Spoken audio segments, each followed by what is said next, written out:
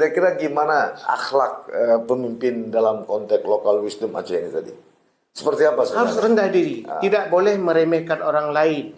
Meskipun kita katakanlah relatif paham, mengerti agama. Justru orang yang makin mendalam memahami agama, yang lagi padi. Seharusnya begitu. Makin bersih, makin menunduk. Langsung sasaran tembak. Walaupun tidak dilahirkan, itu dalam kami di pesantren dulu ada zamir dalamnya. Saya yakin itu kembali kepada huwa atau huma, artinya mu'alim defat. Walaupun tidak dilahirkan ya. Itu tidak boleh. Saya harapkan kepada, ini kawan dekat saya nih. Siapa dia kawan dekat saya? Saya sidang S3 hadir dia. Kawan, boleh tanya, itu kawan dekat kami sejak saya masih mahasiswa dulu. Tahu betul lah. Dah berharap ke depan, kalau debat terakhir nanti, jangan tunjukkanlah